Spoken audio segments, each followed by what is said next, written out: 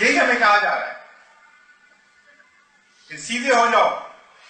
خدا تعالیٰ نے جس کو امام بنایا ہے تمہارے لیے، میں محمد مصطفیٰ صلی اللہ علیہ وسلم، اس کا کلمہ چھوڑ دو یا پھر اپنے مسلک سے تھوڑا سا ہٹ جاؤ. اگر نہیں ہٹو گے تو ہم تمہیں ماریں گے، اور اگر ہٹ جاؤ گے اپنے مسلک سے تو ہم تمہیں سینے سے لگا دیں، تمہیں اپنا دوست بنا دیں. ہمارے یہاں وہی جواب ہے جو محمد مصطفیٰ صلی اللہ علیہ وسلم کا جواب ہے. اے خدا کے مقابل پر ہمیں سینے سے لگانے والا، ہم ان سینوں پر تھوکتے بھی نہیں ہیں. خدا کے مقابل لعنت ڈالتے ہیں ان سینوں پر جو محمد مصطفیٰ صلی اللہ علیہ وسلم کے دشمنوں کا جذبہ اپنے اندر سمیٹے ہوئے ہیں. ہمیں تو محمد مصطفیٰ کے قدموں کی خاک ان سینوں سے کروڑوں اربوں گنا زیادہ پیار ہے.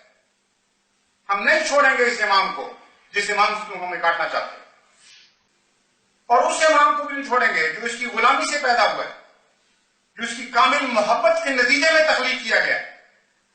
اس سے بڑھ کر عاشق صادق کبھی اسلام میں پیدا نہیں ہوا، جو جس طرح حضرت مرزا غلام احمد قادیانی علیہ السلام نے حضرت محمد مصطفیٰ صلی اللہ علیہ وسلم سے محبت کی اور اب آپ کے عشق میں اپنا سب کچھ اٹھا دیا.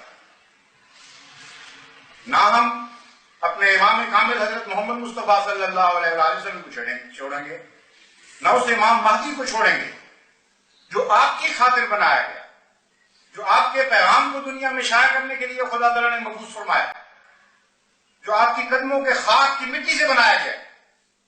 کیسے ممکن ہے کہ تمہارے سینوں میں لگنے کی خاطر ہم ان مقدس وجودوں کی خاک پاک چھوڑ دیں گے؟ وہم ہے، یہ گمان ہے تمہارا.